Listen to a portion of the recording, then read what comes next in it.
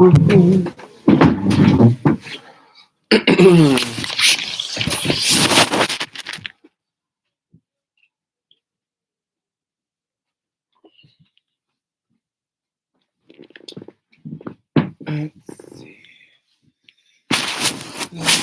see.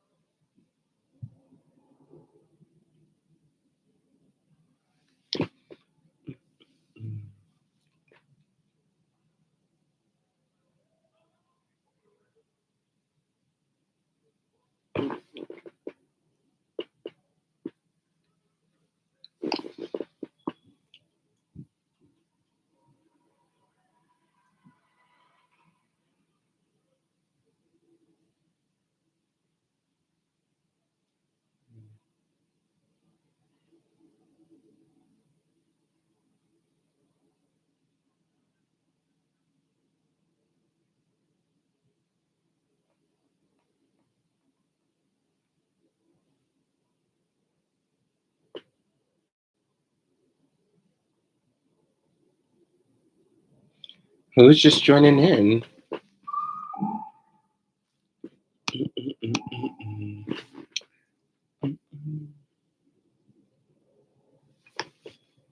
Who's in here?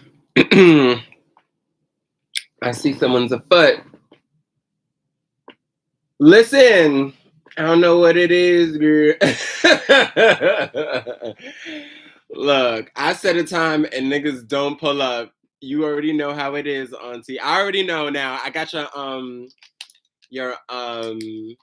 handle memorized at this point. How are you doing? Ain't nobody here, child. I be trying to schedule these things and figure out a time, but I don't think there is one real time where everyone can just join on. So it's just a matter of getting on when I get on because yeah, the girls aren't here, but I'm here. I'll be here for a little bit, you know, here at the Yungfleur Live Space. Happy Tuesday to you. How are you doing? The girls just do what the fuck they want to do. Listen. Surprising me.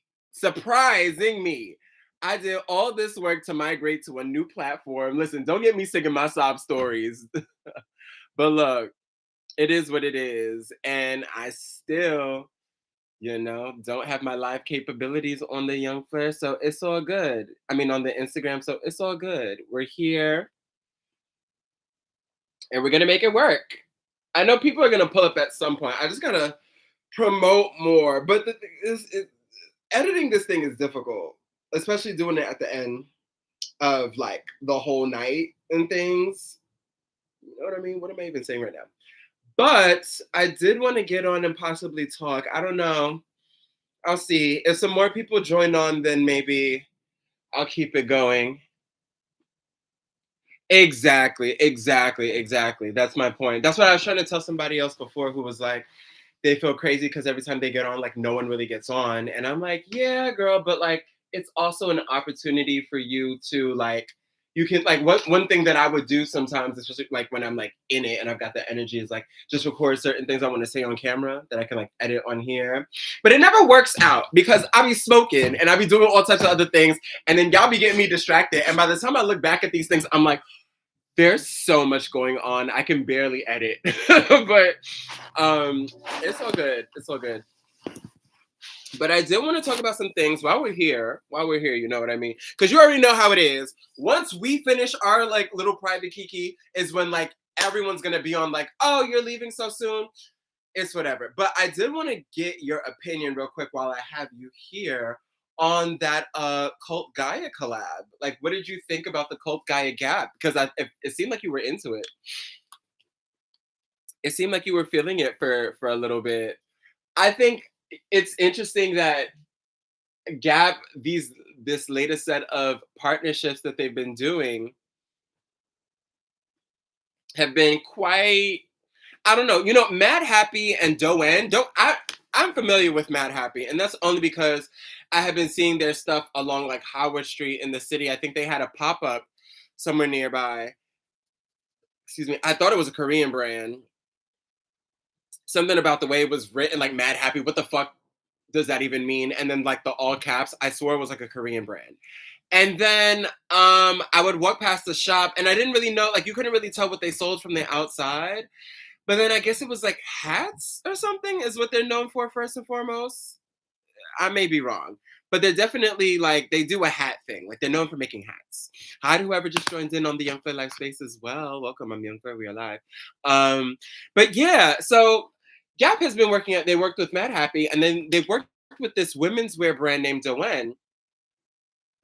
And I was like, I'm first off, I've never heard of Doen. I don't know if you have, Auntie. Are you familiar with the Doen brand? I ain't never heard of that bitch until I saw that Gap had collaborated with them. Actually, this morning when I was looking stuff up and people were talking about, there was like a hi Tink, welcome to this space, boo. How you feeling, babe? Welcome, welcome. Happy Tuesday to you. I'm glad that you're here. Um, but yeah, Cult Gaia. I'm like, I mean, after the Doen thing, and they kind of went off, and I didn't really hear anything about them again. Like that Doen collaboration, I feel like I faintly saw advertisements for it, but the shit was so boring looking. Like it could have been anything. It could have been anywhere, and I honestly wouldn't have like a clear recollection of that thing. Like, what are these brands that they're choosing to work with? I feel like what I mean. We're still like the first year in, right? Hi, Mommy. Thanks for joining the Young Fleur live space. My girls are in the room. I'm tired. I just came from the gym, so forgive me if I'm like tongue tied and things. It's been a long day, a good day, but a long day, but a very long day. But anyway, we're talking about the Cult Gaia Gap situation. What did you say, Auntie? I knew it wasn't going to mesh well because Gap can't afford to take as much of a risk to gain the whole clients. I think Gap still I think Gap still recognizes itself as an all-American kind of like catch-all type of brand enough that it's not gonna want to go for like a Gap Mugler. Not that that would ever work, right? But like a Gap Mugler or a Gap like Dilara, like a more edgy brand. We're just not gonna get that. It's all gonna be like super friendly things. Speaking of which, it's so funny like honestly, I feel like all the journalists and the people working on copy, myself included, need to just take like a little vacation. I think we're due for a vacation ahead of the holiday season because the girls are capping so hard in these write-ups, and it's not really hitting. But they were saying something about how Cult Gaia Gap's collaboration is Edge meets Essential. And then and I mean, granted, of course, we understand that this is not the case. That's a fucking lie. But to say that, and then to say in the quote, the creative director said that, she wanted to create something that spoke to a wide audience, a wide customer base. And I'm like, inherently, that immediately knocks you out of the edge factor, which made me think, like, isn't the idea of edge the idea that it speaks against the mass? Isn't something edgy because isn't the edge the fact that it kind of like cuts apart public opinion, you know what I mean? That diverges, like it's something that you can't really just like accept freely. Like that's what makes something edgy. It's like on the fringe. It's on the other side of what people are considering. It's the marginalized, it's the lesser, it's the minority. You know what I mean? It's the underdog. There's nothing edgy about Gap. So I don't know who. Maybe it's for. I feel like. I mean, Gap also does speak to like a middle America bitch who like thinks that wearing an open toe, peep toe platform shoe is like edgy. You know what I mean? What they should have done, no shade, was collab with South African designers and use Tyler again, then dress the dancers and etc. for tour and press. Yes. I mean, I think that would have been a good idea. But who knows how much that we're really trying to buy into black people to benefit, you know what I mean? Like, I feel like they're in with Tyler and with Davine Joy Randolph. And I feel like they're trying to sprinkle it around a little bit. Not to mention, like I said, they love a typical LA West Coast feely kind of designer, don't they? This has been Gap even before Richard Dickinson came over and stepped in charge this past year. This was before a lot of that came about. Not he, but Gap has kind of consistently, like I remember when they would support Stamped, and I think they did a couple collaborations with them. They did Rude, that Bode brand. What else? There's so many LA brands. Like anytime, even when they say that they're collaborating with like a bunch of American designers, like 3, 4, 5 of them are going to be from LA. Whew. Let me see if I can find this really quick. But talking about the Cult Gaia collab itself, a couple details for the girls in case you're interested. We're talking about Cult Gaia X Gap, the upcoming collaboration. It's going to be a 35-piece collaboration. There's that part. And it ranges from, I believe, $98 is the cheapest piece, or is it $49? No, I think it's $49 is the cheapest piece. Let me not get to line Gap, Cult, Gaia. But I do not know that the most important piece is going to be $498. And I think it is this green coat.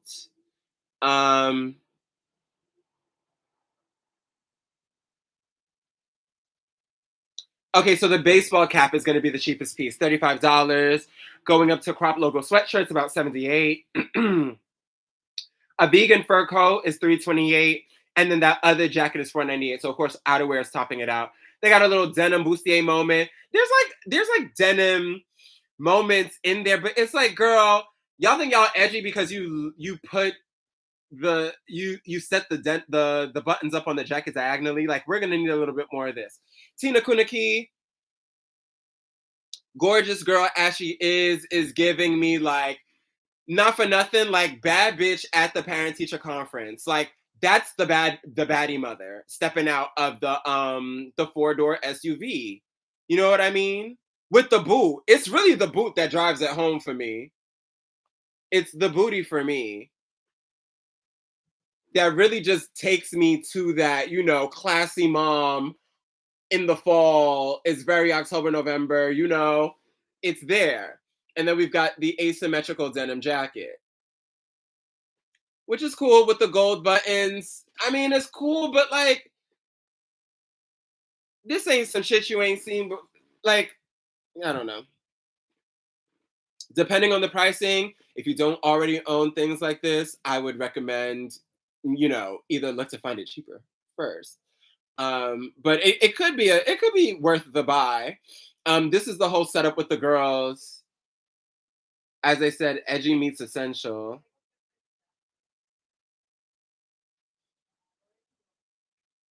This is the shot.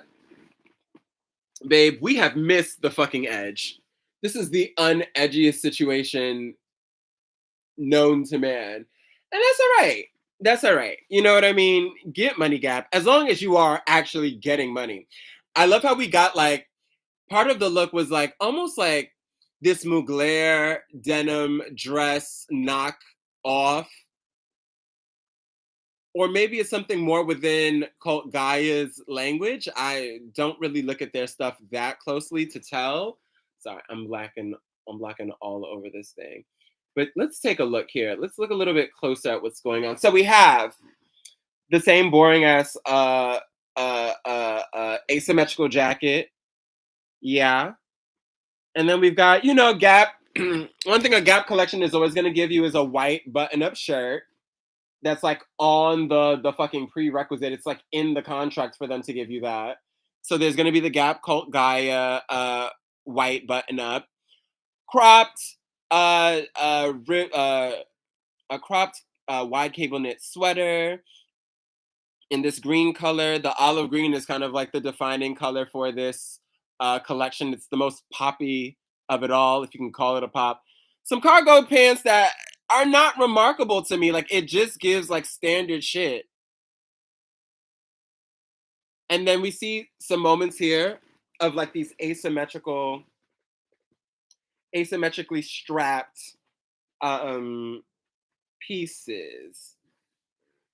So one of them includes, it's very much giving sale.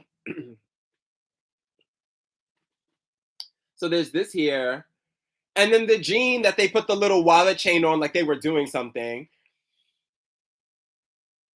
And then this dress here, I think we've been seeing in the past like two summer seasons a lot of this emphasis on playing with straps. For example, like what we've been seeing at a Y Project, which they've been doing the sexiest work with these tank tops. Um, but yeah, we see this like metal chain or metallic chain strap detail for this mini dress. And it also comes in green. The green is the banger. The green is the girl that you want. If you're gonna want anything, if you're gonna shop anything at all, get the green, not the black. She's like whatever. The green really is like a story. And then like some basic old navy ass like cable knit sweaters, girl, crop sweater with a kind of like a uh oh, this is more like a cropped top with, sorry, let me see if you can see it, with almost like these sporty drawstring details on it. Almost looks like a track pant turned into a ruched crop top, and then a little bit of ruching along the sleeves as well, for probably like a baggy, billowy kind of detail. Asymmetrical skirt with some buttons. What else is new? Like, and then this like Mugler knockoff, like real pedestrified. One thing that is really sad to see is when Gap waters shit down, because Gap don't hold no bars, no punches. Okay, they take that. The one to talk about edgy and essential, they take the edge out of everything, okay? They give you the most watered down version of whatever is like the hottest trend at the moment. So that is not where you go for your whole clothes. I like that's it's just never gonna give that. It's never gonna give that. Let's go on though. Oh, and then they had this kind of like top here. I mean, y'all could look at the rest for yourself. This is all on fashionista.com, but it's really whatever. There's a denim moment. It comes in green. I'm kind of already tired talking about it. Like it's not remarkable at all. But take a look. The collection runs from $35 for a baseball cap to $4.98 for the jackets. The jackets I think are going to be the first thing to go because they're the most compelling out of anything. I don't think I even showed you the coat. Let me show you the coat before I go though. Let me show you the coat before I move on. They also did, they've been doing these kind of like the classic Gap logo merchandise, but revamped with the brand collaborator that they've been working with. We saw them do the Dap instead of Gap when they did Dapper Dan. They did Mad instead of Gap when they collaborated with Mad Happy, and now we see them doing Gaia, which I guess. But this one right here is probably the banger that all the smart girls are gonna want to put their hands on. Although, like, one thing about Gap collabs, like they don't really give resale value. Like, at least the H&M collabs, like, was some shit that you could really like turn on the market within the first like 24 to 48 hours. You could make some cute profit if you knew how to get the right things that the girls were going for, and you kept it, and you didn't, do too much with the pricing. But nowadays, like when it comes to Gap, that should just be sitting there. And it's funny because I'm like, once again, ain't nobody wearing that fucking collaboration they did with Palace, and I wanted that stuff. Like, let me see if I can find it on the resale market. But either way, I don't know. Are y'all going up for a Cult Gaia Gap collaboration? Is that speaking to you? Are y'all Cult Gaia fans at all? Because I'm not. Let me take this out. Are y'all actual fans of Cult Gaia? I know that the girls go up for them. Hi, welcome to the Yungfleur Live Space. I'm Yungfleur. We are live. I didn't even know you were in here, babe. Thanks for coming through. Yeah, ain't nobody no damn Cult Gaia, girl. Wake up. Yeah, It's just something for the holidays, boo. It's just giving something for the holidays. I am wondering what the period. Thank you, babe.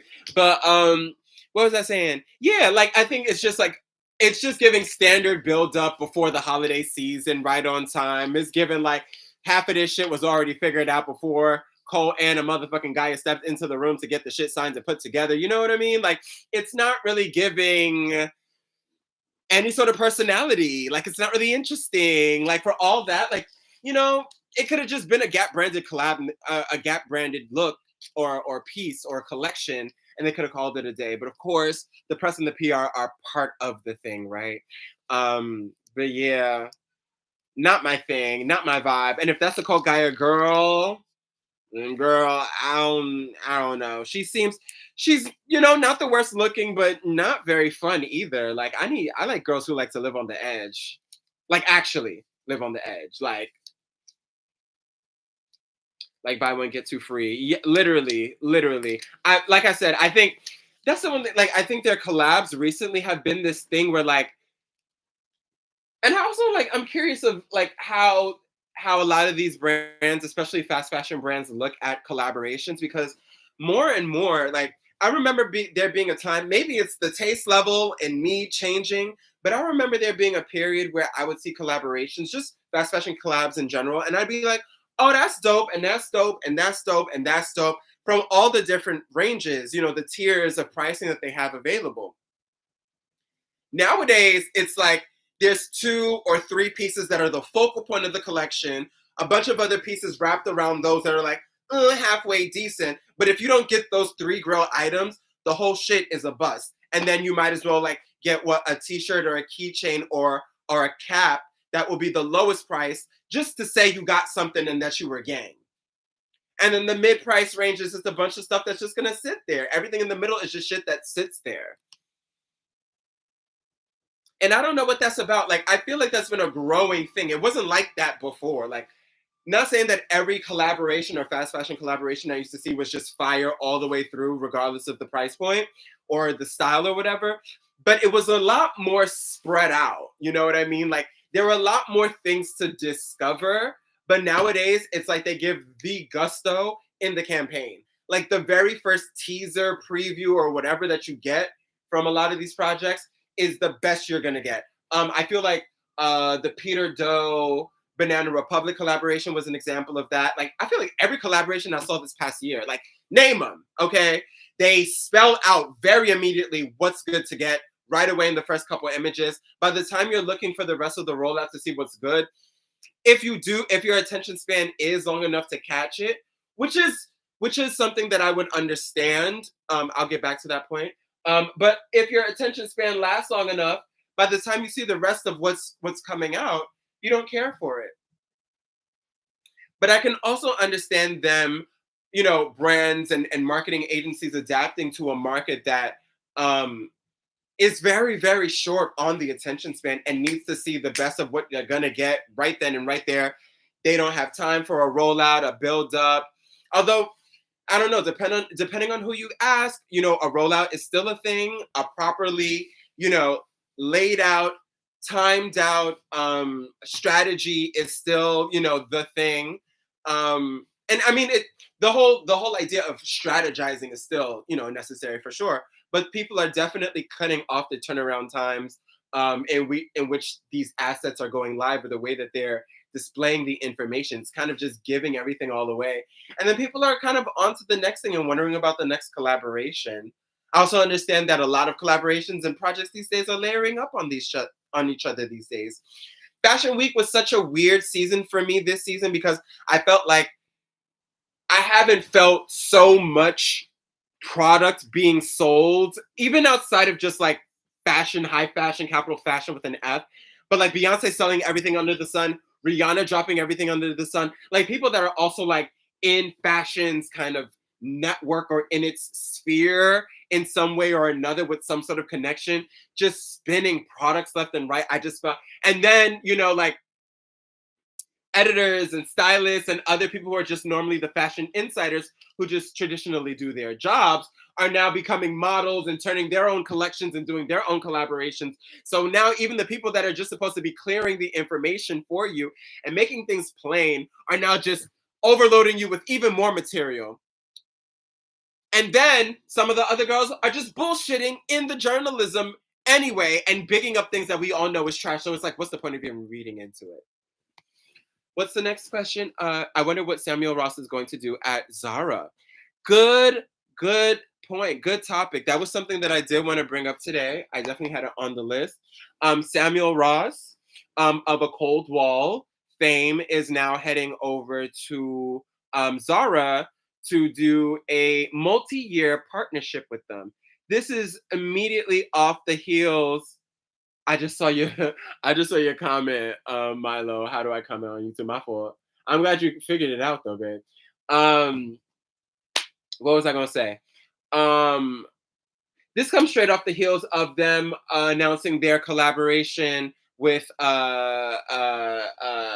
Stefano Pilati, who was formerly at YSL, and him doing his thing. So now the fast fashion girlies, like Zara is definitely Zara since the Temu Sheins have come to play and all the back and forth and all the fast fashion brands are shook up and like, trying to stop Temu and Shein's bag, and Temu and Shein are trying to stop their own bag, and Amazon is trying to big up on all of them.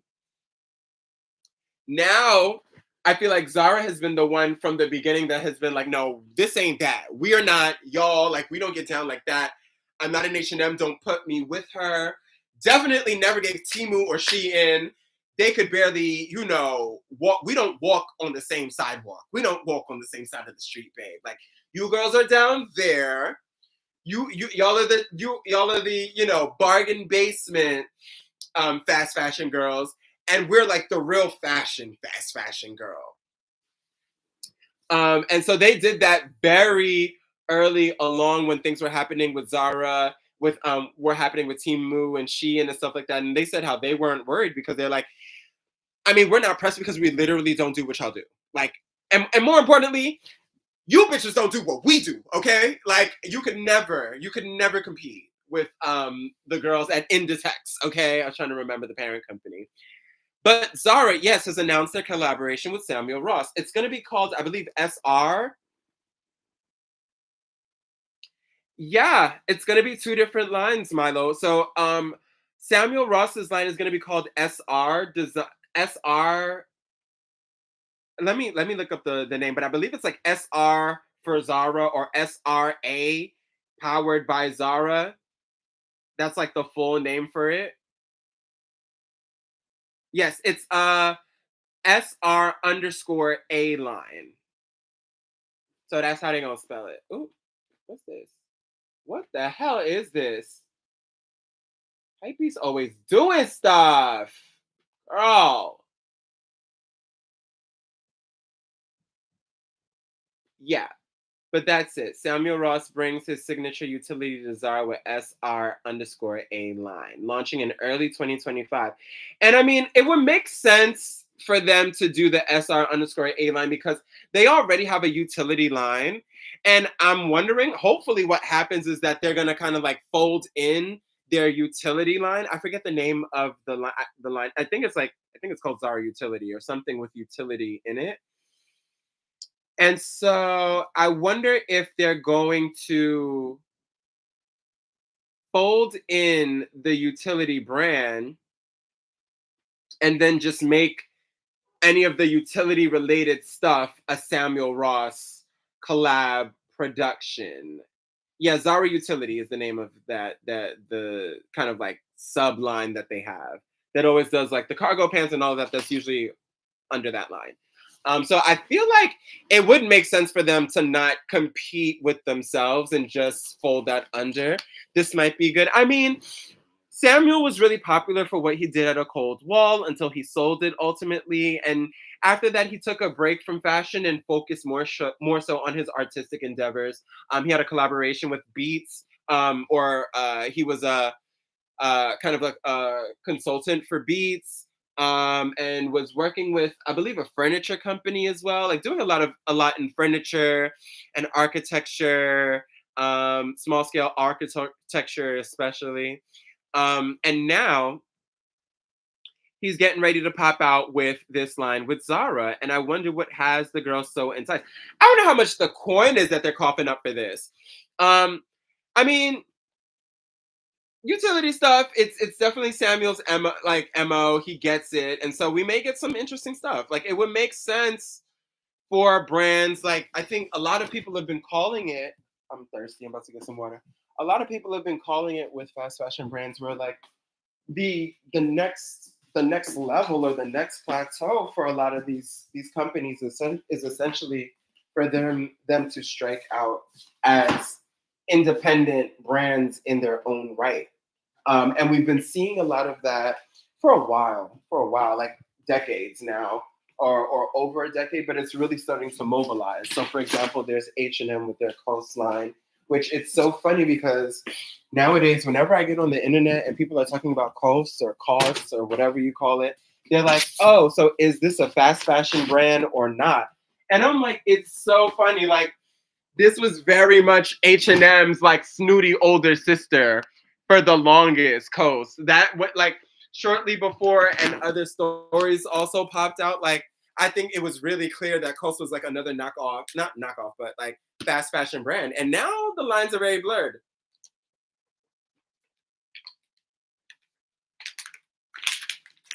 It's so funny to me. I'm like, where were y'all? But I also understand that maybe the brand didn't have as much of name recognition or prominence beforehand. I like Coast. I honestly liked their stuff more before. I feel like there were a lot more, like, it still was like the minimalist thing, but I feel like there were more interesting pieces. And I think they definitely got a lot more streamlined in the past couple years, which is cute for them because people still love their stuff and they've been kind of like growing. But I don't know.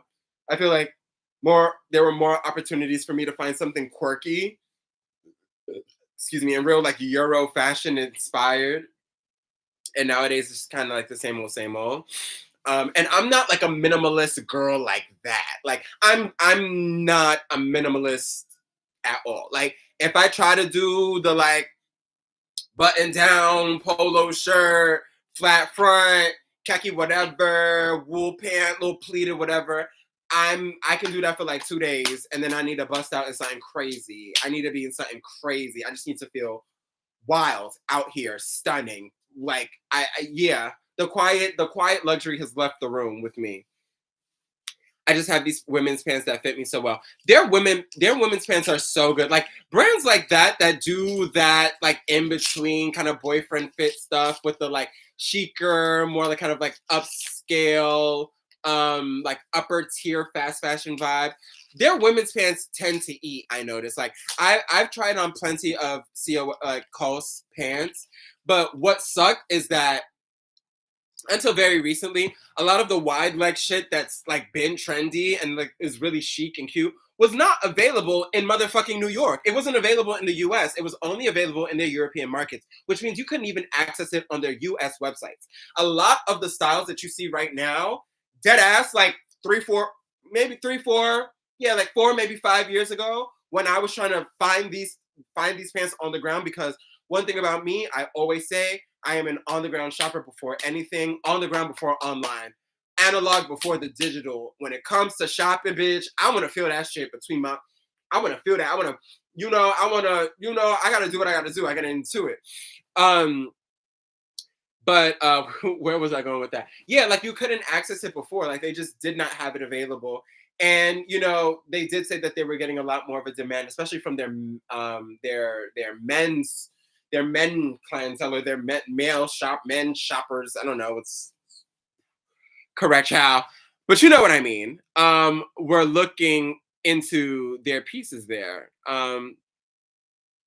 Yeah, I need to feel it, like, because I don't like a return. It's so funny to me. I feel like we talked about this before on live, but I'm like, one thing that they will always do when it comes to retail folks is like retail employees is that they will always try to push you to just buy what you want and get the fuck out the store because they already know that like the whole idea is that, people don't like to return. People don't like doing returns. People don't like making a trip just to go bring a pair of pants back. You know what I mean? They don't feel like stepping outside of their houses, going out of their way from work, changing up their normal routine, going to an area that's more remote to return this piece. And so they will do all that just to get you to shut the fuck up and go out the door because odds are you're not going to give that shit back. One thing about me, God, I don't give a fuck where. I don't give a fuck where the store is. I don't give a fuck when you close, where you close.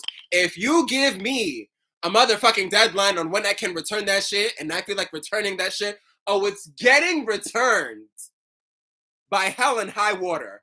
I may pull up looking crazy, babe, okay? Because all I had were the feet and the Metro card that God gave me to pull up to your door and get the money refunded back to my motherfucking credit card, the same method of payment that I sent to you originally.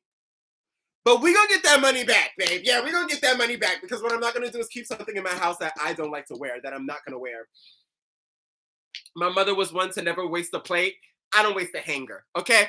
I don't waste closet space. It's already bulging out as we speak, okay? Okay, I ain't got time. Like, respectfully, I cannot be buying shit and keeping shit that I don't intend to wear. That time we went to Gap and you got that cute sweater and brought it back. Babe, I'm gonna bring it back every time. I'm gonna bring it back every fucking time. Ain't shit changed. What's good, by the way? We don't waste closet space. This is New York City, okay? Bitch, just this pixel, a pixel alone is damn near 13K. Just, right. Just give me my money. And my space and my motherfucking clothes. I don't ask for much. So yeah, like, I'm very much big on like, shop smart, shop effectively, shop for the long term. Do not ever keep anything that you feel some timey about. And that's me getting to my preachy part about the shopping thing. Don't ever. I know like Marie, what's her name? Marie Kondo, that Japanese lady.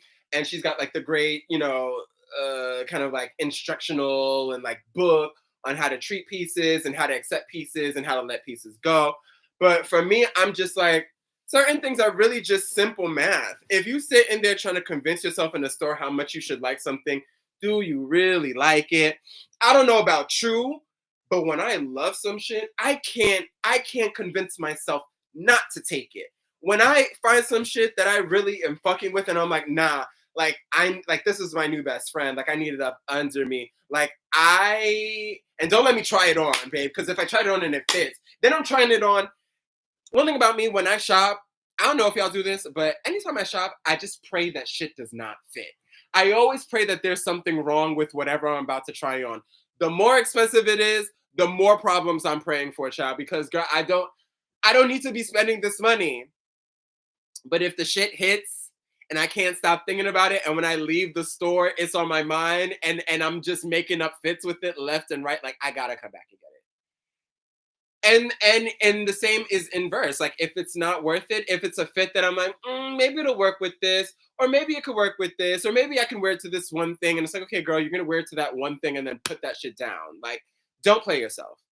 I used to do that shit when I was spending my parents' money. Sure, it was cool then. It wasn't, but it was easier to drop the dough then when worst comes to worst is whatever. Girl, if I can't like in the spirit of adulting, I just can't play those kind of games. But anyway, yeah, Cole Gaia. Oh, we were talking about Zara and Sam Ross. So Sam Ross, getting back to the topic, like please let M be right. Please let there be a hole. Please let it not fit. Please let the arms be too tight. Let the body be too big. Let the shoulders be crazy. Let something just not work. Let the color not fit on me like I thought.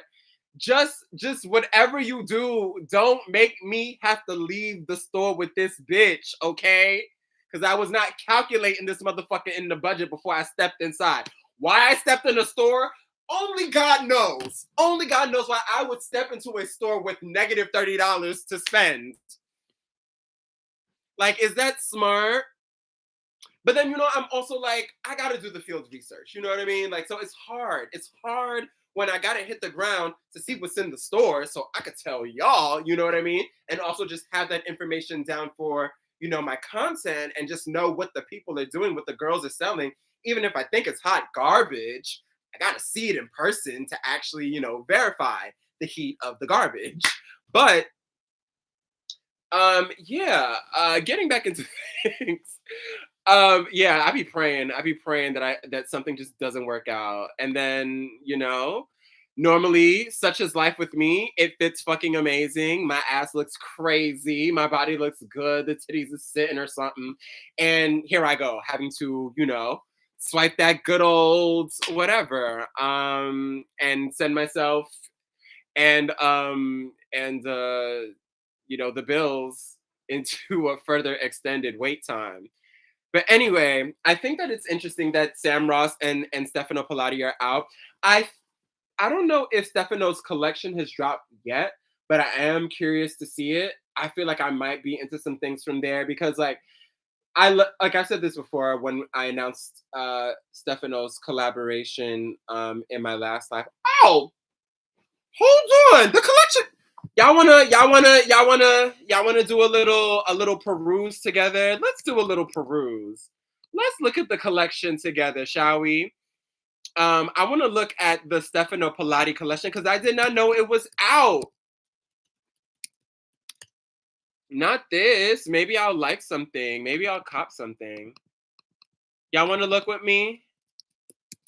Y'all want to look at Zara Stefano Pilati real quick? Oh, I'm using the wrong. I gotta get my keyboard fixed. It's been mad long. I've been telling myself I'm gonna do this shit. I've been really slow to move. Yeah, let's get into it. Let's get into it. I got you right now. Let me make sure my screen is decent.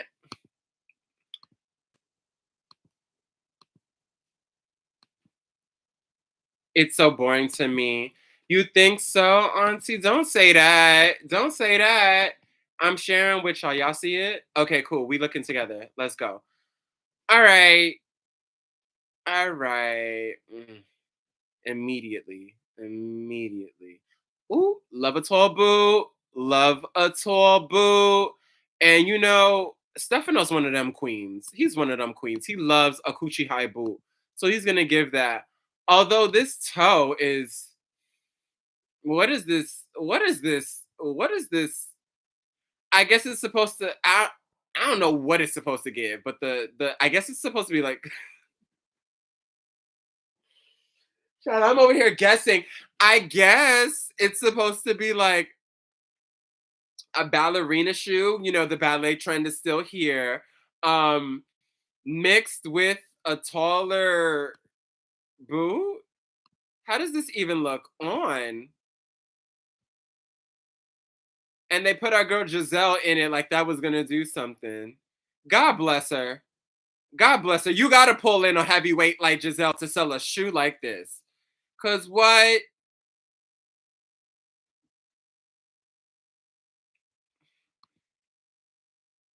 Mm-mm. No. I don't like that. Let's look at some more stuff real quick.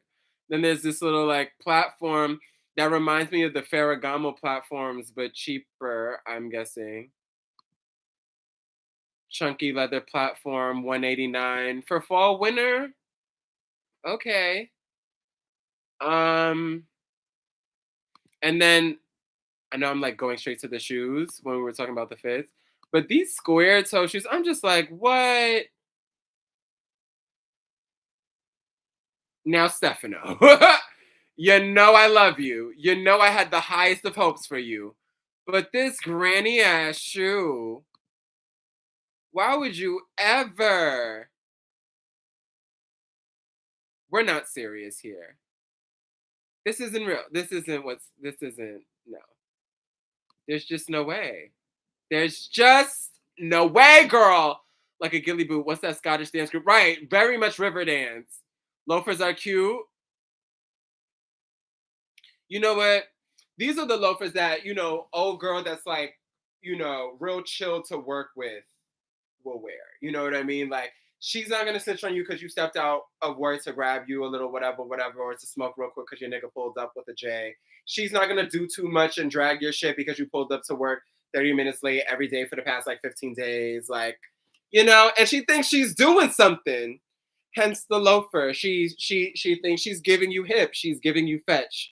And unfortunately, I hate to break it to her, but she is nothing of the sort. Anyway, moving on to another situation. No, ma'am. But let's look at some of the pieces. Oh, so this piece was a focal point, I think. We see Miss Giselle with the slick back, you know what I mean? Giving you slick back and jaunty poses, giving you poked out hip, you know what I mean? For the ugly ass bow. Giving you smock dress, just doing whatever with a big chunky earring. Brows did though. Brows is did though. Okay. Not their makeup, subtle lip on a situation, you know what I mean?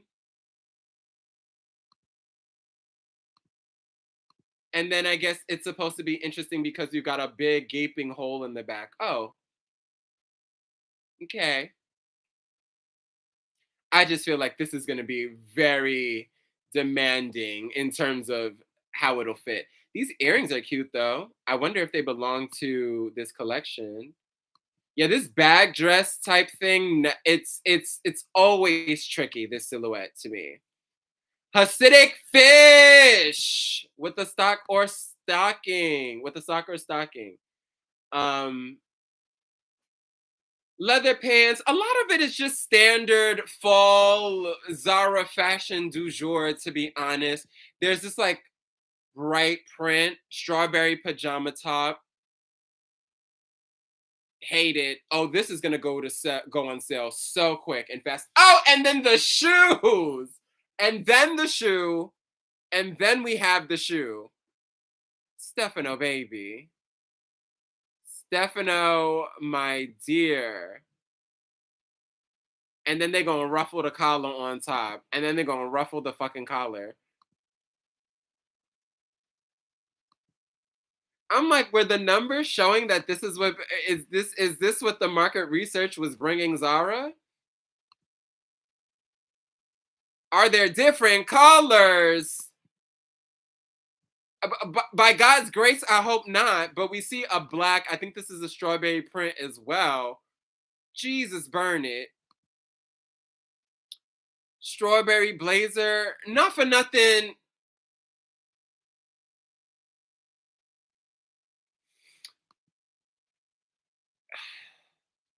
I'm gonna be honest with you because of the way that my life works. The type of person that wears this, number one, is not gonna wear it like this. They're not gonna wear it like this. We're not even gonna get the neck up chic moment. They won't even get that far. Okay. The person who has an eye for this and thinks that they're gonna pull this off in a look at Zara and is picking up this up off the rack in all seriousness, zero irony, really putting the card, really tapping to pay, really tapping to pay on that motherfucker or swiping or whatever they're doing or handing over their Joseph Biden dollars, they're not gonna put it together like this. So it ain't even gonna be on, I don't even know if I call this swaggy, but it's not even gonna be on some like weird fashion girl swag. That's one. Two, whoever put on this blazer, the type of people, it's a type of bitch I hate. It's all whoever who it's just it's only bitches I hate who wear things like this. And I'm not saying that I hate them because they have the blazer on. Please understand where I'm coming from. It's a particular type of bitch that looks at this and says, this is what I'm going to wear into the office. And those people also just so happen, jacket or not, strawberries or not, they also just so happen to be the type of person that gets me the tightest and who I just don't like talking to. I don't know what it is. I feel like it's not making sense, but I know my life enough to know like the type of bitches I hate wear shit like this. Like the people who are like, I don't like you as a person. Like, it's not that I don't like you because of what you wear. I don't like you because of who you are. I don't like you because of the way you were made. You know what I mean? Clap, right? Clap if you read this. Clap if this needs to go in the incinerator.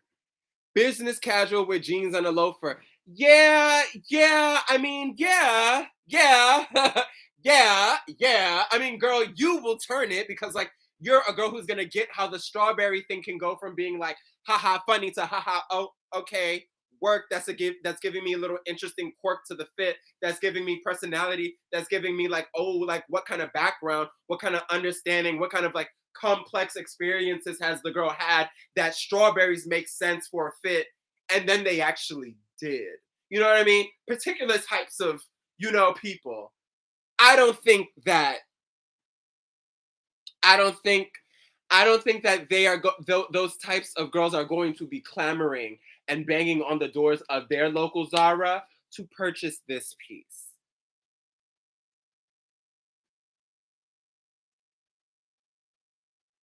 Pencil skirt and a ballet flat, right? Oh, heavy on the ballet flat. Heavy on the ballet flat. Let's look at some more stuff though, because I haven't looked at the men's stuff because I'm nervous. I'm nervous. I'm nervous. I'm scared because the Stephanos, the women's stuff look like shit. I'm scared. Like, can I be any more underwhelmed? Let's look at the dress really quick. Okay, cool, cute, something you've seen before a ton. Hot, whatever. Like everything in the straps up here is kind of depressing though. And then they put that ugly ass boot underneath, but whatever. Definitely, I love the idea of a dress like this, these kind of long line maxi dresses, especially a sheer moment with a tall coochie high boot underneath. It's real sexy, real like rough and tumble. It's real like it really gives like dainty like flower feminine delicate, but you might also strap a bitch up or a nigga if need be, like you're not afraid to really hunker down and handle yours. All right, and then what is this? Is this another dress? I think this is a jumpsuit with a bow, real high like empire waistline. Ah! This is when look I've seen like I feel like I've been scarred by enough Forever 21 lookbooks in my day as a child to know when some shit photographs really well on Giselle Bundchen and when it's gonna look like garbage on everybody else. I don't know about this one, but you could put it with a jacket, and go off possibly. Ooh, and then this is the other boot.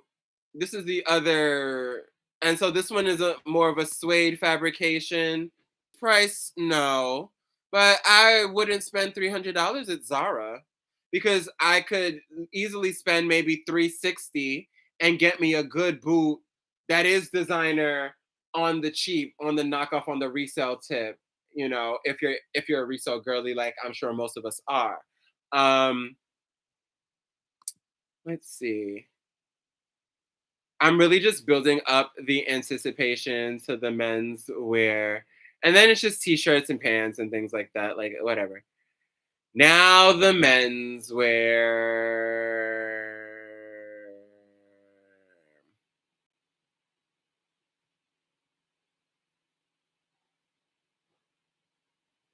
Hmm, hmm, hmm, hmm, hmm, hmm, hmm. Did the boys get the coochie high boot too? Okay, bitch, I know that's fucking right. I know that's fucking right. Who else? Who else to wear the motherfucking Stefano Pilati Zara boots but Stefano, bad bitch Pilati herself with the hair flipped in the back? Don't play with it. Don't play with it. Okay? I know I said what I said before, but she gonna do what she gotta do. Okay? Serve for me, Stefano. Do it. Do that. Give me that. Give me the angles. This is what I really came for. This is my whole reason for the collab. Fuck the clothes. I came to see Stefano stunt. I came to see Stefano stunt. Fuck the clothes. Fuck the faux leathers. I'm so good. Fuck the faux leather shorts in the summertime. I mean, in the fall, winter time. Please, let's not try to bring that back. Give me, okay, Stefano in the fits. I need Stefano, okay, in the ruffle shirt. Give it, period. Thank you. Right on time. Clocked in like I told you to. Yeah. Yeah. Uh huh. Right. Pants doing whatever. Is that bananas? Oh yeah, I'm definitely not definitely not wearing that in a million years, my love. My sweet Stefano. Not walking out in New York City with the pants with the bananas on them. However, love it for you. I wouldn't even wear this outfit. It's crazy to me. But you know what? Stunt. Stunt with the coochie all the way out. Do that. Oh wait. Cause we was just getting in. We were just getting into it, Stefano. Don't let the internet act funny now. Cause we were just getting into the magnitude. Hold on. What else we want to see Stefano stunt in? Which one we want to see him give it in? We can see the suit moment, right? Yeah, let's see the suit real quick. Exactly. Babe, if anyone's gonna sell the outfit, it's the man. It's the star. The banana is nuts. The bananas, I mean, bananas are just one thing I will never wear in this time, in this lifetime. Thank you, God bless. I absolutely rebuke it. Then we got this wide leg, really relaxed suit set with the contrast detail along the collar. I wonder if we see any on the pant. Not really, but yeah, decent.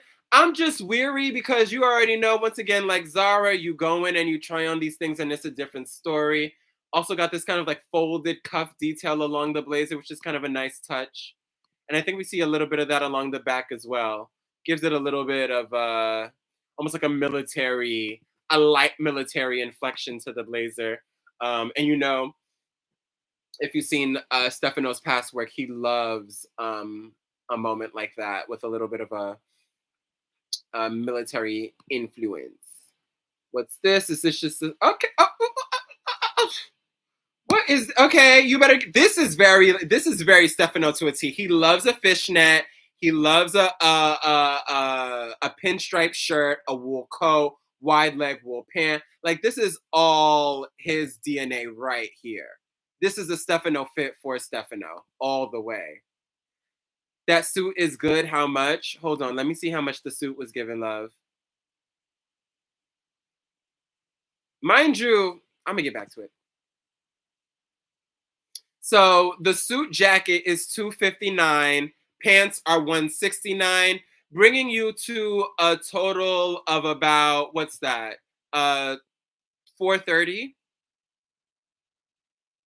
Yeah, it's about 430 for the suit set. So jacket and pants, that's about 430. And the pants are viscose as well, viscose. Adjustable waist with self tie. He does love a little tie waistband situation, which I get. You know what I mean? For that extra cinch when you need it, the waistbands definitely come in handy.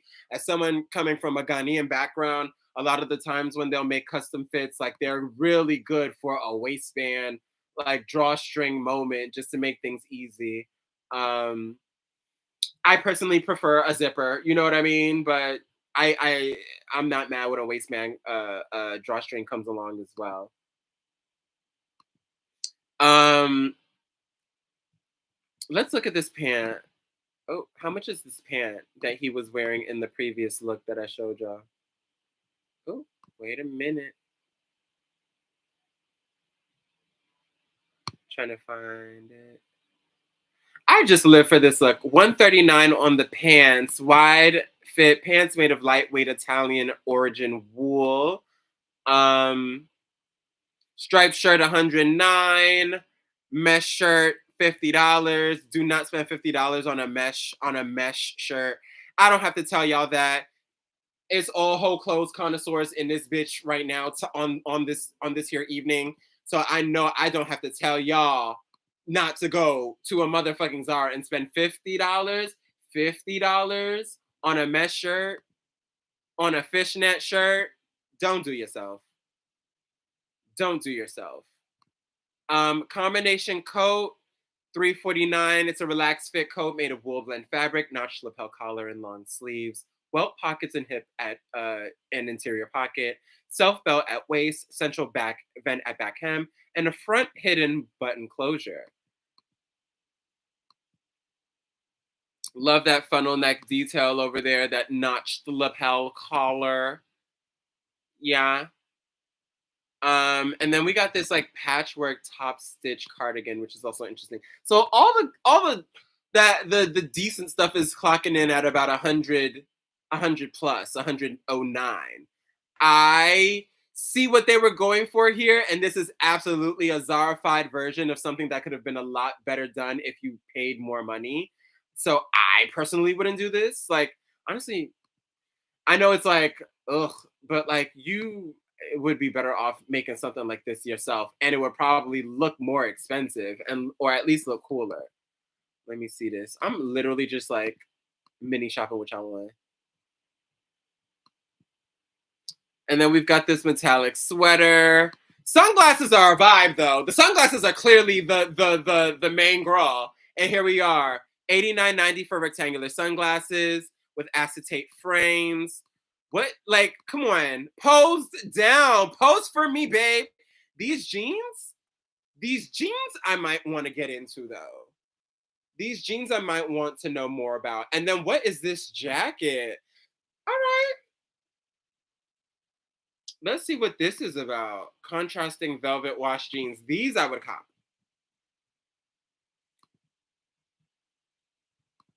It's a velvet effect.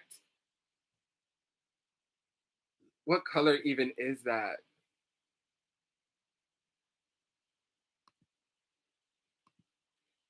I don't even know. It's like a burgundy with like a distressing detail.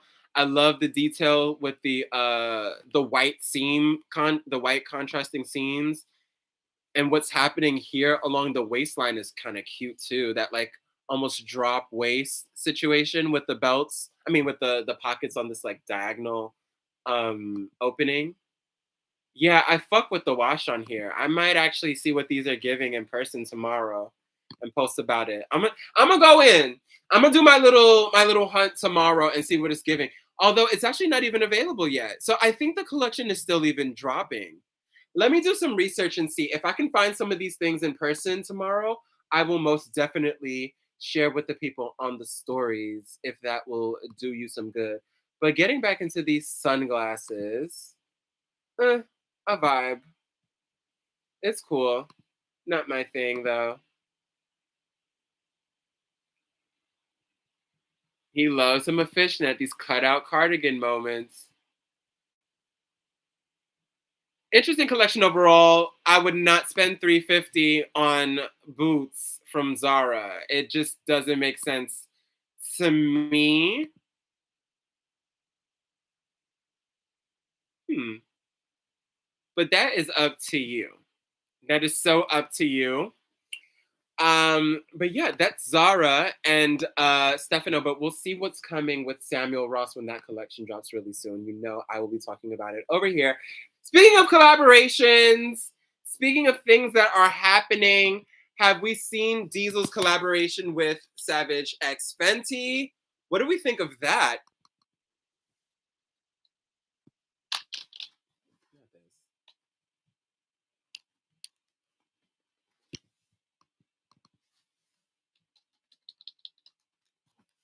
Oh, don't tell me my laptop, my thing gave out. What do we think of the Diesel situation? Oh, damn. Why is my laptop acting? I mean, my screen acting like it gave out. I'm about to replace the battery. But tell me what y'all think.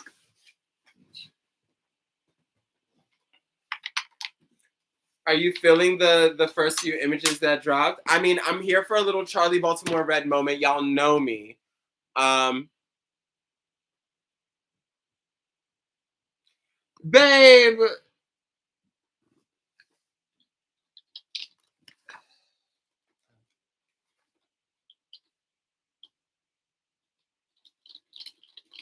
Oh wow. Are you dead ass? Hold on. Please hold because my laptop want to act like she just gave out all of a sudden. But if that's what's the tea, then I'll just go off my phone. Wow. I have to replace my battery. Um, but let's get into this Diesel Rihanna situation. So it was announced this morning with a splashy editorial image with our good girl, Miss Rihanna. No, I don't sing. Stop asking me for that fucking album. Fenty rocking this. Hold on, I'm trying to X out all these pop-ups to show y'all. But here's the image right here. Let me get out of sharing. But what do we think? What do we think of the new collab? And so we were on I was talking about this in the group chat the other day, the Yungfleur Live Garden chat, my private DM chat, where we talk about all things fashion, and I put y'all on to when I'm going live. Let me know if y'all want to tag in on that, by the way. And we were talking about this. I think Auntie had called out that the jacket that we see here is actually a Diesel brand jacket. So this is not from the collab. This is not a part of the official collab. This is an actual legit Diesel piece, the jacket. Whereas the lingerie, as we see here, which is a mix of kind of like it's like regular panty situation, and then it's like a top that connects to the skirt via like a garter belt contraption. Um, so this is supposed to be sleepwear, lingerie, and more loungewear. So you're supposed to be lounging in this, girl. This is how I be lounging in the crib. I don't know about you. I lounge just like this, okay? With my little hip out, my little coochie crease right out, just like that, period. So this is what you're supposed to be wearing at the crib, babe, real casual. I be looking just like this in the house. This is so me.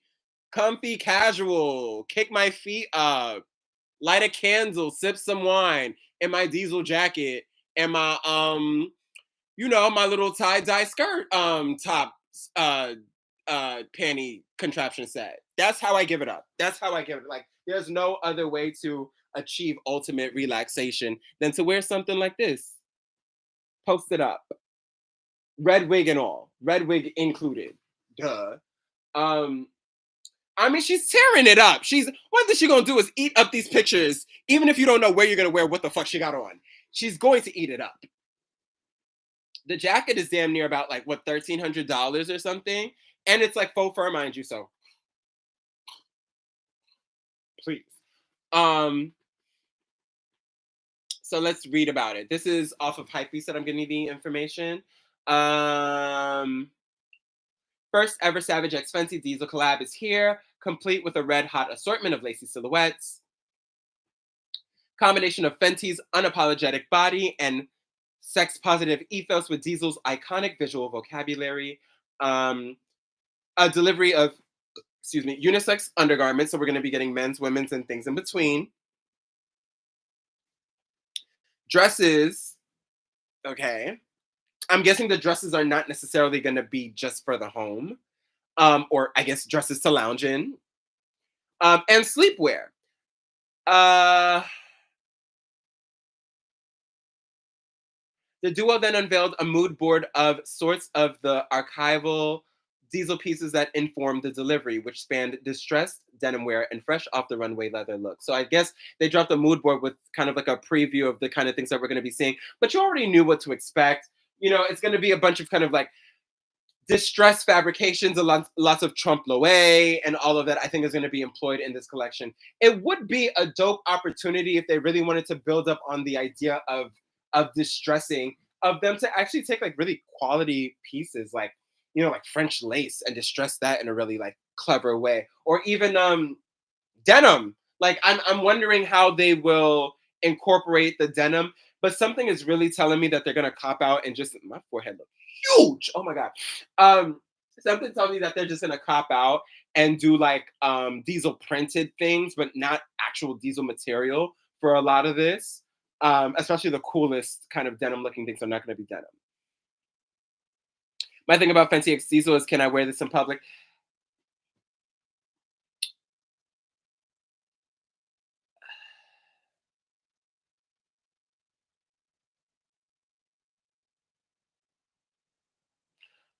Oh, the collection is available on. It's available online already. I did not know this. You can look at this too. Hold on. I got you right now. Oh, bam. And my keyboard working. Boom. Thank you. Because why were you acting so. Ooh, don't tell me to stop working again. No. All right. Ugh. I can't have nothing. Let's look at the collection together because I didn't know that it dropped. Coochie Cut Crease is the new botch built bad body for me.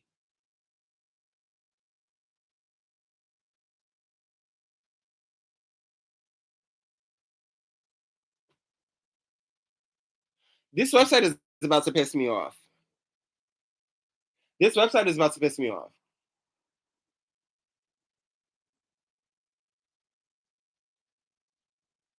Better not. It better not give paywall because I will curse up a storm right now.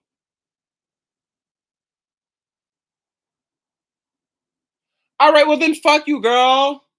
I don't need to see the clothes that fucking bad. All right.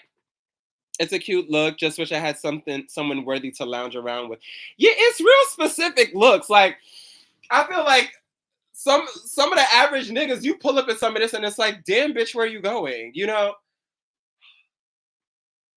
Speaking from experience. Don't don't even don't even set yourself up to be so fucking like over it and so blown by a nigga that doesn't notice that you put on something cute and fancy to turn things up. Like what the fuck ever. Like what do y'all know? It all comes off anyway in the end. I can get a bomb ass fur coat for that price around the way. Literally, like, let's like remember prices and numbers mean things because if you're not careful, I was just getting ready to spend $700 on some faux leather boots that while I love them and they would look fucking amazing on me, I'm just like, this just doesn't make fundamental sense. Like, this isn't a piece that I can probably resell. It just looks really good on me and I really do want it. But I'm just like, this, I'm not balling like that where spending that much on faux leather is justifiable. But that's me and my little spiel. So let me just show y'all what the looks look like since they want to give me a paywall so damn bad on Savage X Fenty. So this is one of the looks that we saw. $70 for the bustier. And then there's a camo version. Camo corset slip, that's 119.25. These are very like, it makes it a piece that can kind of be styled up, I guess. Incorporated into other things. So they're all kind of displaying some sense of like a distressing or interesting print detail. I like this a lot. This would go off in the clubs. This is for the girls that just be wanting to wear their bra and panties in the club. Simple as that. Simple as that. This is for the brat era dolls, the ones that haven't showered where you're already in your panties and your bra, right? And you're a nasty bitch, so you weren't gonna take a shower before you head out. You're already halfway dressed. and you just got up out of bed. Ain't that simple? 24.95 for the panty. Um, online plunge bra, distorted denim boxers for the mask demographic. Why is my man's, midsection so greased up? So greased up? Like, so, okay, sure, sure, sure. Um, and then there's the cami version. I really like this denim distressed print most of all. It's called what is it? Stonewash and lace. And then some foiled moments too. Not for nothing. If you are someone that was really into Diesel's like foiled denim moments or foiled fabrications, this is a good buy. I would rock this. I would rock this for sure, but I would cop this. Like $80 foil fabrication. I don't really know a lot of places where I'm gonna see this really particular kind of treatment. I don't shop on Temu. I don't shop on Shein. I don't know what those girls do. I see that they're very quick when it comes to a knock. So maybe something like this already exists on that side of the market. But for the adults who aren't, trying to go to hell, let me stop. Uh, you can hit it with this foiled fishnet maxi sleep slip. You're supposed to be going to bed looking like that, babe. This is what you're supposed to be getting ready to catch your Z's and drool in. So, um, you know, with the diesel heel at that. And so it's interesting to me that they paired everything with diesel pieces as well. It's interesting to me when they do that in some of these collaborations. Like what they'll do is try to like sell the vision of like the luxury or the more expensive real deal. So they'll take the knockoffs or the collab pieces, you know what I mean, and then style them amongst actual full-on pieces from the designer brand themselves that aren't collab, which is really misleading to me because like I get that y'all are painting the vision, but once again, like a lot of people are going to be looking to these things hoping that they can purchase everything. I don't like showing me some shit I can't buy. Like that's another big rule for me. Like don't show me some shit that I cannot purchase or that is not available with this thing. If you didn't make it in this colorway, I will never live down when Versace had that collaboration with H&M and they had that runway show that was mad cute. All the girls had the little bandanas with the bust down, the blonde bust down, and like 50% of the shit that was on that runway was not available. It was made specifically for runway. Pissed me off. Um, I love Telfar down, but this pleather PR campaign is something else. Oh, I don't know. Are you talking about him dropping the leather bags?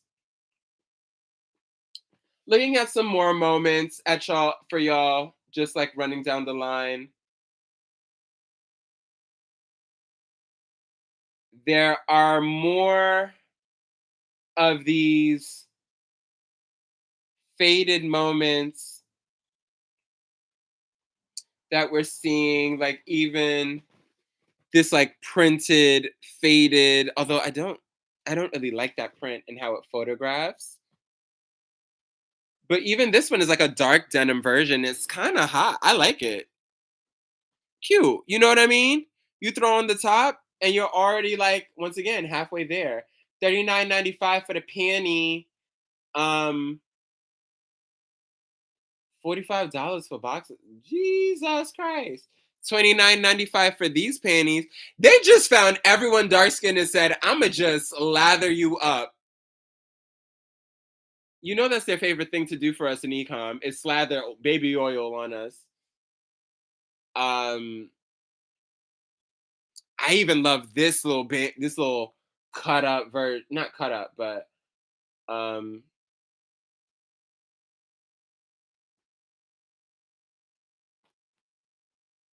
okay, yeah, the paywall on this website, yeah, on my list. This paywall is on my fucking list. But even this colorway, I love so good. That's hot. Carried away. 79.95 for the slip though. $54.95 for the bra on here. Interesting, interesting.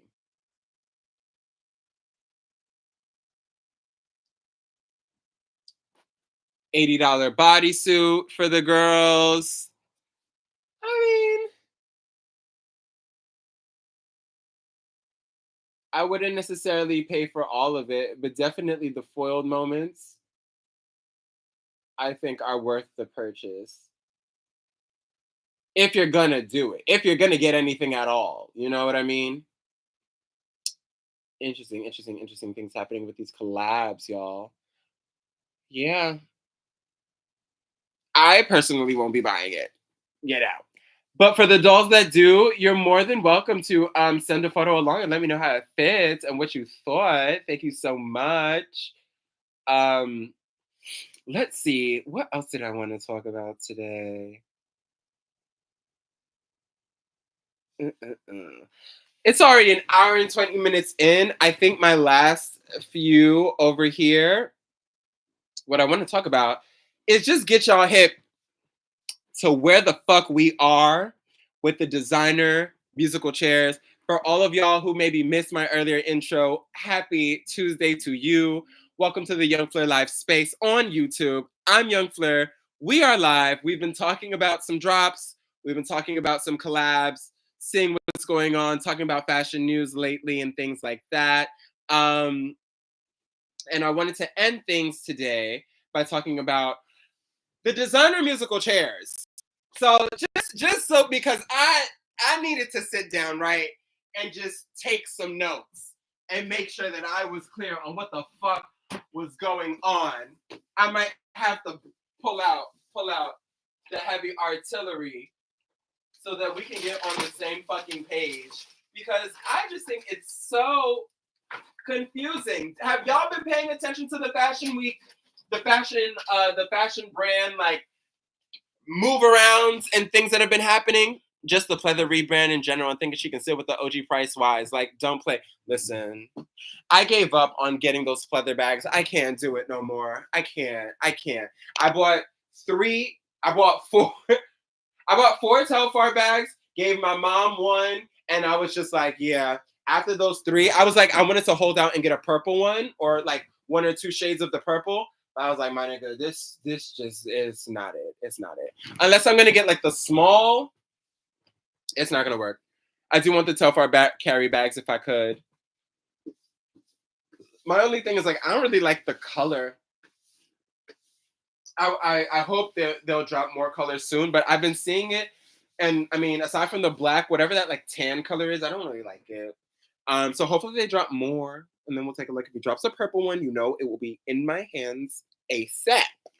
But have y'all been paying attention? Have y'all been paying attention? Because if not, now is the time.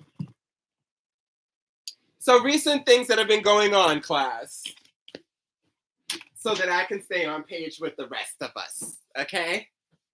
Okay? Recent fashion news. Does this work?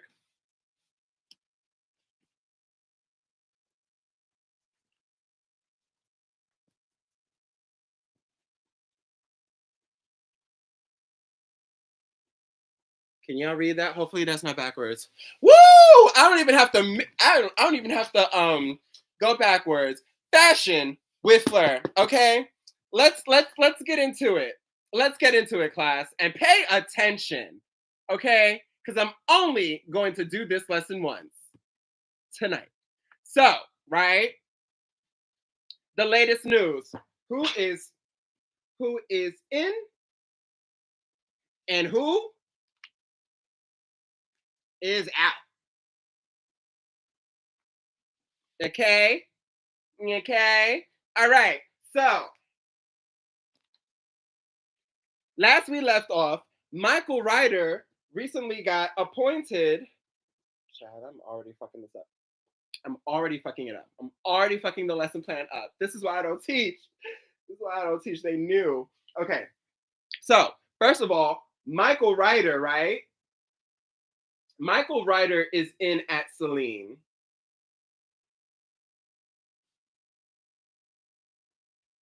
So we're gonna write that there, right? Michael Ryder at Celine. Don't mind my shitty handwriting. Just let me live, all right? I type on a keyboard for like every fucking second of my life, all right? Let me live. Y'all know handwriting is a dying art. All right, now who is out? This is after, right? Hedy Slimane just recently announced that he is departing the brand, and he recently announced his exit. Right? And now, if our good man Hedy knows anything, he knows business, right? And he knows an exit. He knows how to walk the fuck out. Because if y'all don't recall what this man did at what was it, Dior? Do we remember what happened at was it Dior or was it YSL? Saint Laurent. It was Saint Laurent. Do we remember what happened at Saint Laurent? Do we remember what happened to Saint Laurent? Mind you, Hedy came in after Stefano Pilati, who we were just talking about and looking at his Zara collection, was let go. So it was Stefano Pilati. Stefano got the boots. He went off and did Random Identities at some point, and then arrived here at the Zara collection years and years later. And then we got Hedy Slimane at YSL, and then he left YSL to go to Celine.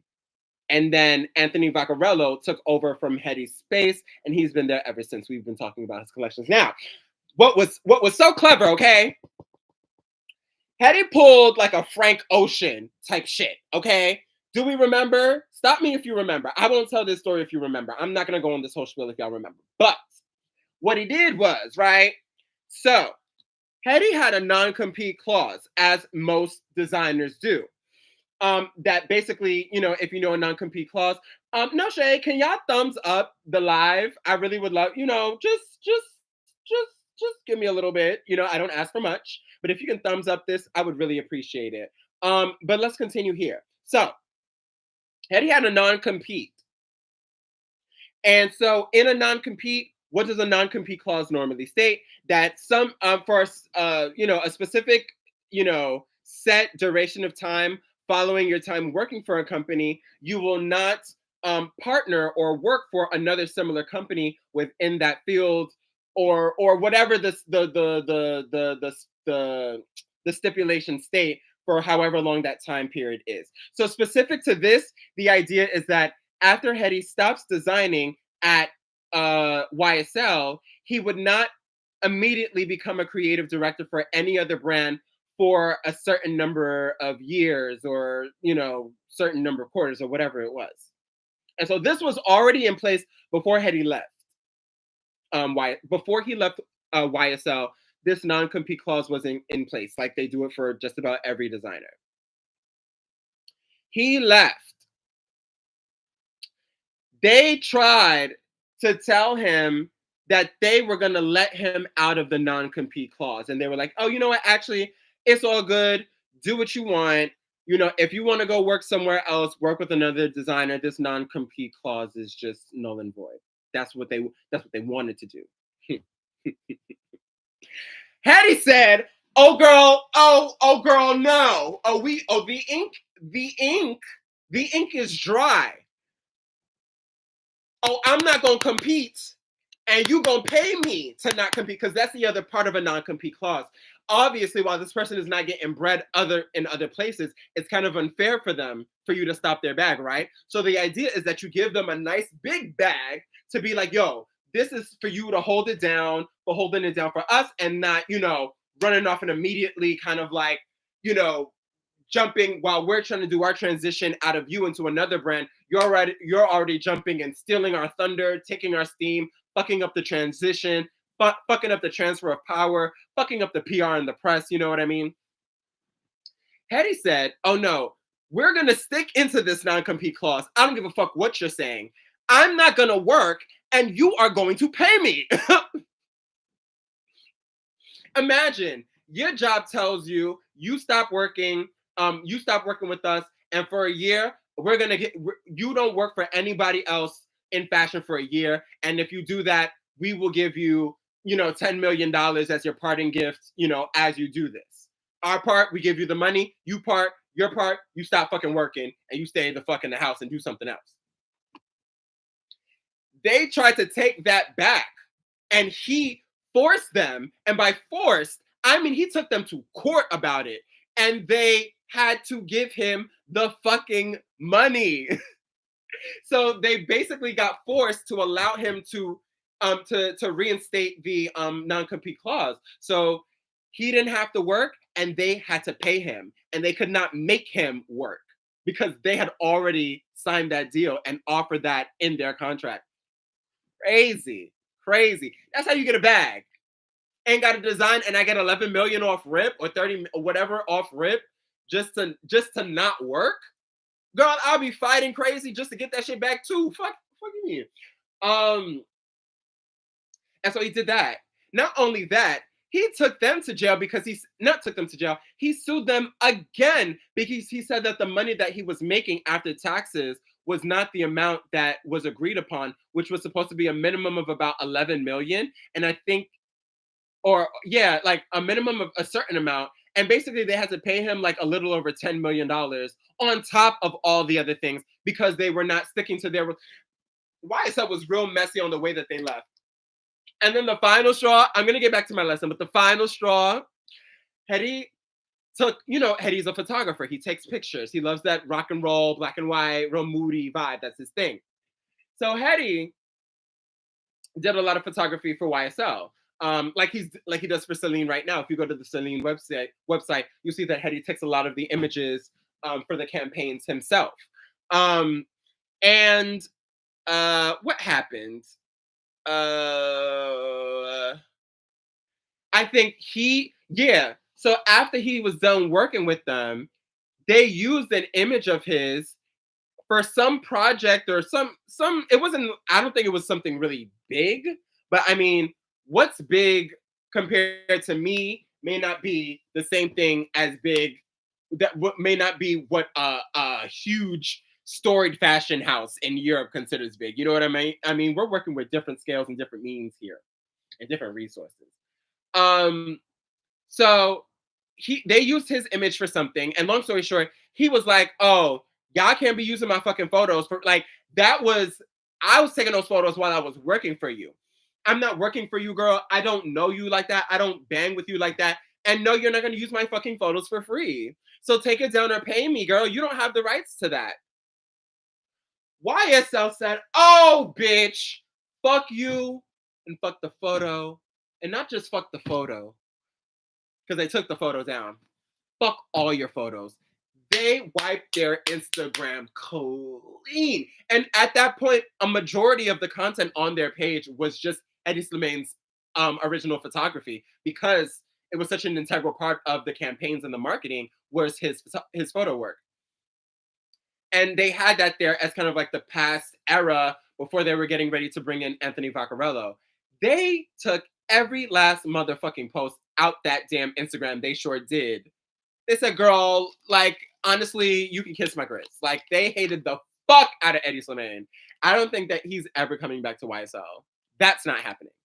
That is not happening. And Eddie doesn't seem like he'd give a fuck, because he literally will pull up to any old house, be like, "Oh yeah, that's cute, which I got going over here. Anyway, knock all that shit down. Give me my, white stoner rock chic vibe. You know what I mean? Give me my pencil thin, coal-eyed rock star babe. Give me that. Give me my shaggy skater boy from LA." And it don't matter what the house is, child. It's gonna give that. I'm loving how your do-rag is shaping your face like Joan of Arc. Thank you. I do love a Renaissance era, or like like a oldie, like an old school reference tied into the do-rag, because I feel like there's just something so like regal about them, and just there's a lot more styling to be done with do-rags than they're given credit for. But yeah, so Hetty, like, he really did his big one at YSL, and that was a lesson. Like, call him what you want, say he's a designer, say he's not. Oh, you're gonna pay that fucking money, babe. You're gonna do that though. I do want the tough carry bags if I could. I used to for my groceries, and if JW Anderson does Dior, I'm a gag. Babe, then what will Maria Grazia Truri do? Because they talking about, oh, right. Back to the board, okay? Back to the lesson. We're jumping ahead here. We're jumping ahead, students. The pupils are surpassing the lesson plan. All right. So Eddie's out at Slimane. I mean, Eddie's out at Slimane. Eddie's out at Celine. What else do we have? Glenn Martin, who was formerly doing Y Project, is out at Y Project. Um, oh, I put it in the wrong place. See, I'm even. So he is out at Y Project, which is really sad because it's been a good run for Glenn Martin. Glenn Martin's. Is it Martin or Martins? I'm gonna just say Martins because this is making me uncomfortable. But Glenn Martin's at Y Project. He kind of really defined what the past, decade or so, or like the era of Y Project as we know it in contemporary, culture.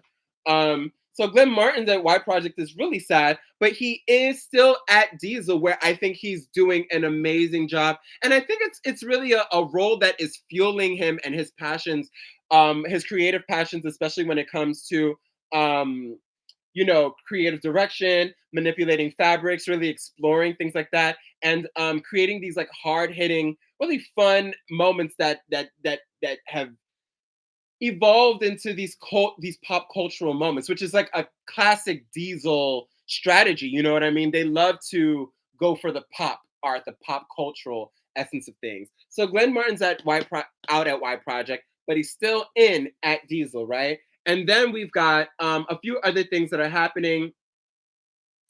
Um, Alberta Ferretti announced that she's leaving her eponymous brand. So Alberta is out at Alberta. We hate to see it, and I'm sure it's going to be a position filled by someone that we have not heard of. Maybe it'll be. I feel like they're going to be going for an in-house situation. You know what I mean? I feel like they're going to be leveling up somebody from the design team. I don't think this is going to be one of those things where we see like a big name that we know from elsewhere coming over and taking over. Or somebody that's more like in line, or someone that has worked in house for the design team for another brand in the past and will be taking this up as their new venture. I just see that coming for Alberta Ferretti, just because like that's not necessarily like a all in the mix, all in the videos, trying to be down type brand. Like it kind of like moves on its own pace. So I could see them not really trying to get in the rigmarole of trying to be like the America's Next Top, whatever the fuck, like all these other brands are doing right now. Moving on from that, today actually we got the announcement that Filippo Grazioli is out at Missoni. So yes, Missoni. We were just looking at this collection not too long ago. I was just talking about how I liked the how I liked that 3D effect that they were doing in some of their pieces this season for SS25. They just dropped that collection during the last fashion week, like the fashion month that just passed, babe. And they just said that this nigga's out, and I'm so curious as to what went wrong. Aside from the fact that things may not have been selling, it's it's a really sad time for a lot of the brands that have made this, this explicit effort to try and appease younger demographics. Except for Alberta, because I don't know what Alberta tired. Okay, that is an older lady. Okay, she done been making these pieces for bitches for decades. She needs a rest, and I get it. Yes, aside from the pieces that I like that were 3D, it was definitely a dumpster fire of a collection, and none of the Missoni stuff seems to be catching on. I think the fact that one, that is a brand that is very like family focused. Like a lot of the founding family of Missoni is still very much involved there and still very much present. And I think for a brand like that has been so diligent about continuing in their own way of these kind of like family like family related, like very, and by family I mean Missoni family, like specific to what their family likes and what their family enjoys, and then spinning it out to everybody. That's what's been kind of stale for us on the receiving end of it. And I feel like if they love that shit so much that they're willing to be stale, and they had to move to another creative director just to try and shake things up, and you're not making money in the first get go, and they're not really comfortable with the transition, it's really spelling a bad scenario for the designer. And that's not necessarily all a designer's fault, you know what I mean? Like there are instances that we've seen where, the powers that be over these designers are just not getting it. It doesn't matter what, we think, or if the market does buy into it.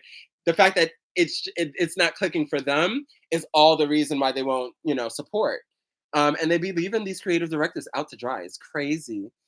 Um, what else is happening though? Filippo Grazioli is out at Missoni, Michael Ryder, and then there's the rumors, right? There are all of the rumors, and I actually pulled up that meme from I Deserve Couture that they posted the other day, which was kind of funny. So I wonder if low key, like, this was, some of these are rumors that they threw in themselves. I Deserve Couture, because I haven't heard of like a fifth of these, like a quarter to a fifth of these. But the idea is Glenn Martin's maybe heading to Margiela. There was that whole big Chanel like like roundup of folks that may be heading there, but the rumors have since disbanded, and now they're kind of taking some of those other um, possible competitors and pitting them as creative directors for other houses. Especially now that it looks like Jacques Moose may be the one gunning to be the creative director. That's been the strong rumor that's been going for a while now. That Simone Port Jacquemus will be the creative director for Chanel, which I wouldn't necessarily be mad about. They're saying that Hetty may be heading. Hetty was another person that they were saying may be heading to Chanel. Now there are rumors that Hetty may be heading to Hetty. Hetty may be heading. There are rumors that Hetty may be heading to Armani. Um, there's been the rumor about Galliano going to Chanel. I don't know. I don't know if that's gonna be what it is. Rumors about Daniel Lee going to Jill Sander. I feel like that would be more his speed. Daniel Lee, who's currently at Burberry, by the way. Maria Grazia Chiuri to Gucci, which would mean that Sabato de Sarna would be out. And I'm down for Sabato to go. I don't know if Maria is the answer. Y'all don't need to be putting Maria anywhere. In this musical chairs, she need to be out on her ass every time. She need to be left standing every fucking time. Ain't no race. Ain't no race with Maria. Please. We don't need to see her nowhere else. Like, deadass, who is she fucking? Who is she fucking on? Or whose, like, sex tape does she have? Who does she know is stealing, importing, illegally importing exotic leathers and skins? Like, what is the tea that Maria got that niggas won't let her go for? Because it seems like it's bondage. It's giving me against the wills. It's giving me against someone's will. And then there's Pier Paolo to Fendi. I've been hearing that. Pier Paolo Piccioli, who was previously at Valentino. Valentino is now headed by Alessandro Michele, who was previously at Gucci, which is now headed by Sabato de Sarna, who we want to leave, and we don't want to be replaced by Maria Grazia Chiuri. Connect with me. I hope y'all are here with me. And then, so Pier Paolo, they're saying maybe going to Fendi. And then they are saying that JW, like we said earlier, Jonathan W. Anderson, will be heading to Dior, possibly. Now, that could be fun. I would like to see Jonathan at Dior. That's been one of the more, like, exciting possibilities of all of the rumors that have been being spread around that I've been hearing about. And then there's Kim Jones to Burberry, which I don't give a fuck what Kim do. Kim Jones is like, ugh. Kim Jones and Maria are like the most boring duo right now. It's crazy. And then there's Dries. They're talking about Dries Van Noten and them possibly having a new creative director. But no shade. I'm so sorry. Like, I know that the last Dries collection wasn't bad. Kim Jones cleared his IG. Hi, Samia. Thanks for joining, my love. Kim Jones cleared his IG. Oop, okay. So appointment on the way. Appointment on the way. And the emerging designers and talented folks with something to say that could possibly change the face of these brands get nothing. Womp womp, as usual.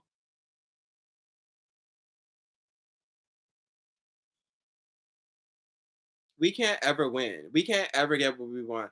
It feels like every time we take one step forward, it's another two or three steps the fuck back.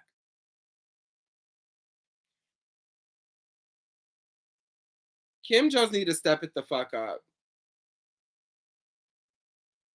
And it's crazy because like these designers just get off of I feel like they get off on their name alone and then they go to these brands, they go to these fashion houses, do a so-so job, hella mediocre, and then they just continue to skate by on the fact that their name is their name and fashion media, fashion press continues to talk about them. Like there's certain people that I feel like a little bit more protected in a lot of this like whirlwind that's going around. Like the fashion industry definitely has their faves and their besties and people that are looking out for certain people. But it's like, I mean, when you sit there and then y'all are scrambling and wondering why shit ain't selling, are y'all really, like I wonder, like, do they really wonder? Do they really wonder? Like, you have to know that some of the people that y'all be wanting to appoint, just because you're appointing them because you like them does not mean that you're appointing them because they're good. In several cases, I'm sure the deciding factor was that you like that person and not at all the fact that they do horrible work. You hire these people in spite of their mediocreness, their lack of vision, their lack of ability to propel the brand forward or your projects forward. They just bring them on.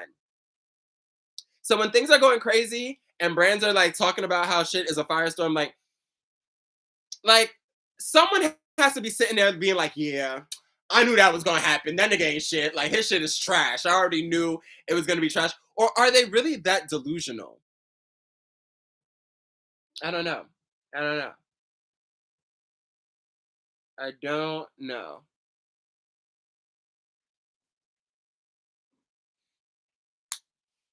I'm not totally sure.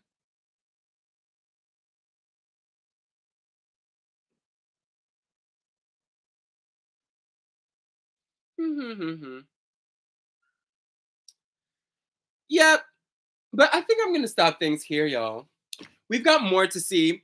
Give it by the end of the week. I'm back on Friday. Give it to the end of the week and let's see where things go with a lot of these creative director appointments because I know we're going to see something else by the time I wake up in the morning, right? And I will be right on here on the YouTube to document and let you know what's going on, baby. That's what I'm here for. That's what I came to do. And I thank you all so much for coming this evening, as you do every other evening, to pull up and listen to me talk my shit. Please stay tuned. Follow me on Yungfleur on Instagram. Follow me on Threads at Instagram, on Threads at Yungfleur. Follow me on TikTok at Yungfleur. Follow me anywhere at Yungfleur. That's who I am. That's who I be. And let me know if y'all want to hear about anything else in particular this upcoming week. I will be back same time on Friday with some more fashion news for us. I'm so glad that Fashion Week is over. Stay tuned. I will be coming back with more recaps of the Fashion Week seasons and the Fashion Month in general. I can't wait to share that on the podcast that I will be bringing back. But we back in, babe. So please stay tuned. I can't wait. I'll see y'all soon. Have a good night. Happy Tuesday. Bye bye.